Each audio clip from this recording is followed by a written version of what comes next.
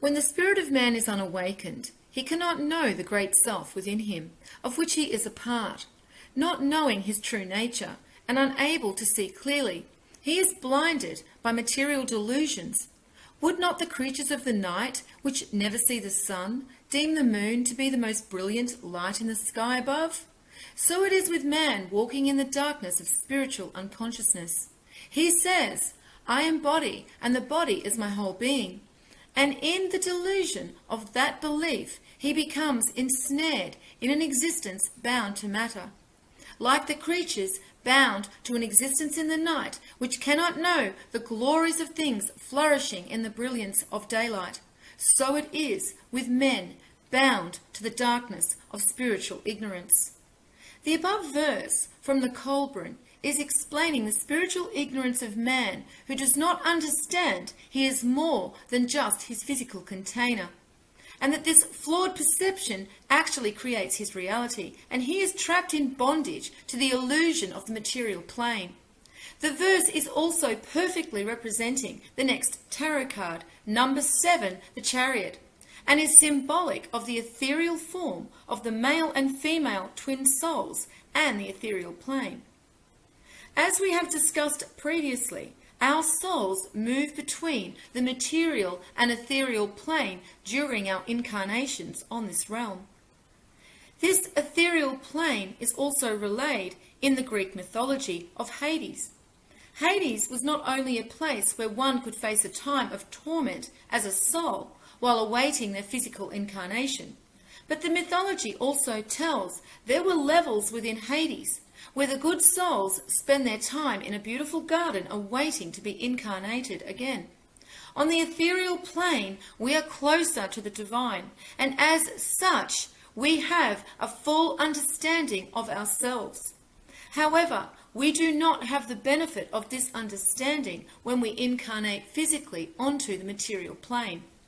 So let us look further into the Chariot card and see what we can unlock within its symbolism to help us better understand the true extent of our potential and who we really are. The Chariot card is card number 7. The number 7 is relating to the 7 energy points or primary chakras within our ethereal form. It is also relating to the 7 gates, which are symbolic of the ascent from the root chakra, our first gate, back to reunite with God consciousness at the 7th gate, which equates to the crown chakra. If we look to the ancient Egyptian number key, we will see that the number 7 is also connected with the root chakra. This is again symbolic of the ascent of the soul back to God consciousness, which begins at the root chakra, the first gate. These 7 gates back to the divine can also be related to the Sumerian mythology of the goddess Inanna, who was symbolic for the divine female twin soul and her journey of sacrifice as she passes through each of the 7 gates of the underworld. The underworld being symbolic for the material plane, and each gate is depicting our ascent back to reunite with divine source. We see this theme repeated in Jacob's ladder, where there are 7 rungs on the ladder back to heaven. And according to the Jewish teachings, before the coming of the Messiah, the first angel, representing the 70th year exile of Babylonia, climbed up 70 rungs and then fell down. So again we see there is a connection to the path back to God and the number 7. This path back to God consciousness through these gates or levels is relayed in the verse Matthew 7:14. Because strait is the gate and narrow is the way which leadeth unto life, and few there be that find it. The number 7 is relating this to our ethereal self, and 1 and 4 equals 5, which is symbolic of our covenant with God. So let us see where the Chariot card falls on the Fibonacci sequence. And we see it is on the number 13 in the sequence. And number 13 is also positioned at the top of the ancient Egyptian number key, connected to the third eye and crown chakra. 13 is also connected to the number 13 death card. However, this is not something to be feared, as it is representing the death of our physical container. For we must understand that we are ethereal beings in our truest form, for that is how we were first created from God consciousness. Therefore, symbolically, when we are incarnated on the material plane within our physical bodies, we are in death, unlike our ethereal self, which is immortal. We also see another connection to the physical within the number 13. For when we add 1 and 3, this equates to 4. And as we saw with the Emperor card, 4 represents foundation and the earth. So this is what the death card is symbolic for, the death of our physical containers on the material plane. However, the establishment have used the fear of death as a tool to control the masses.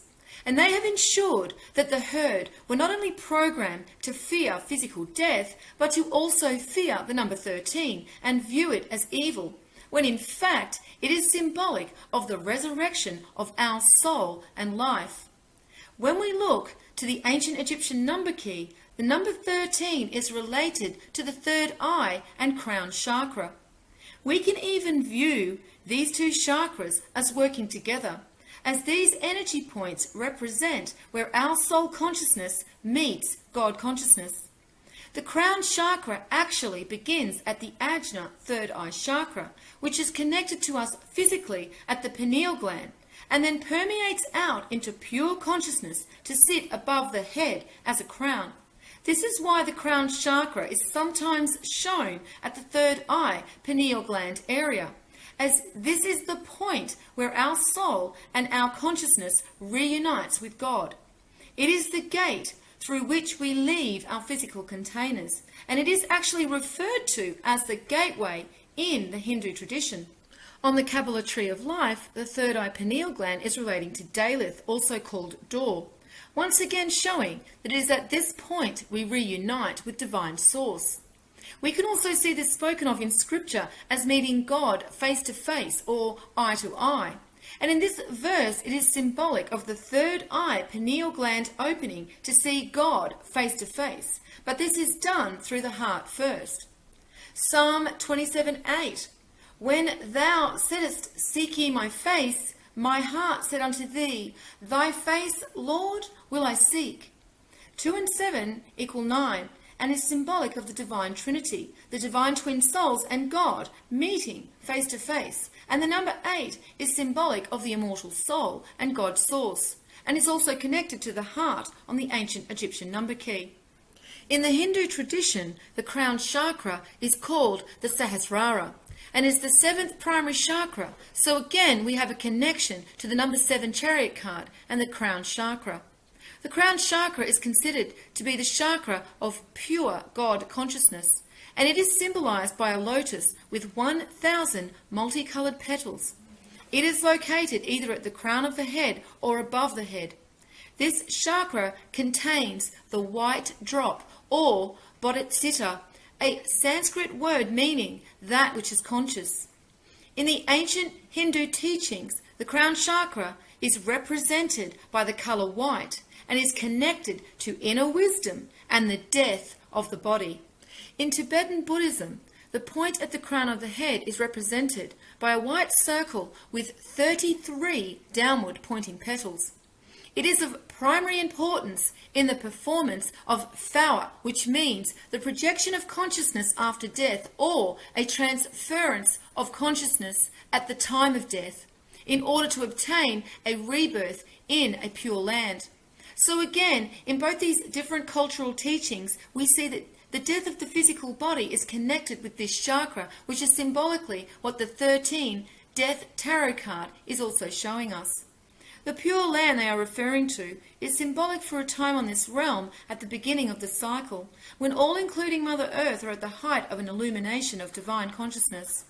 The ancient Egyptians called this Aru, the field of reeds.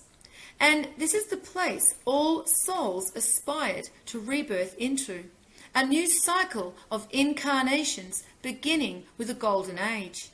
The reuniting with God consciousness at this point is also depicted in the symbolism of the third eye chakra, where we see the sun and the moon shown on either side of the triangle. The triangle points downwards, representing ethereal and divine forces being brought down onto the physical plane.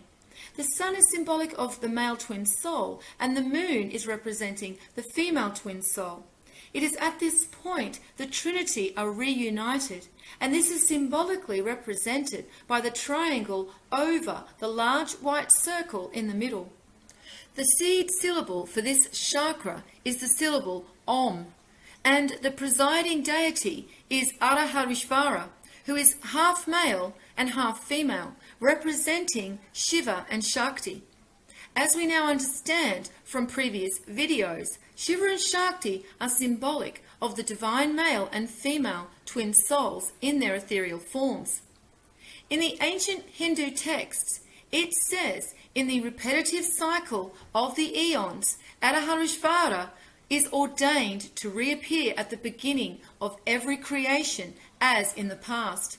And Utpala, a 10th century Indian mystic, called this form the Lord whose half is the fair one.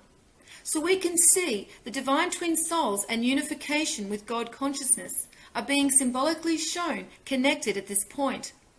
In Kwai Gong, a form of martial arts, the highest dantian is located at this position. This is known as one of the 3 furnaces that converts energy in the body. In this dantian, the spiritual Shen energy is converted into Wuji, the infinite space of void. This void, Wuji, is referring to the space in the vortex that connects our consciousness with the divine consciousness. And this is why we see that the heart and third eye pineal gland are connected. For as shown in the previous videos, the heart is the other vortex that also connects us to God. Finally, we see this connection to God consciousness, Orion, and the number 13, also shown in an unusual artifact found in Ecuador in the 1980s. The artifact was made of a very ancient black stone, and etched upon it were 13 levels of bricks leading up to an eye. When the artifact was put under a UVA light, these etchings illuminated. Even more interesting, on the bottom of the pyramid, there were also symbols etched into it, as well as gold inlays representing Orion's belt.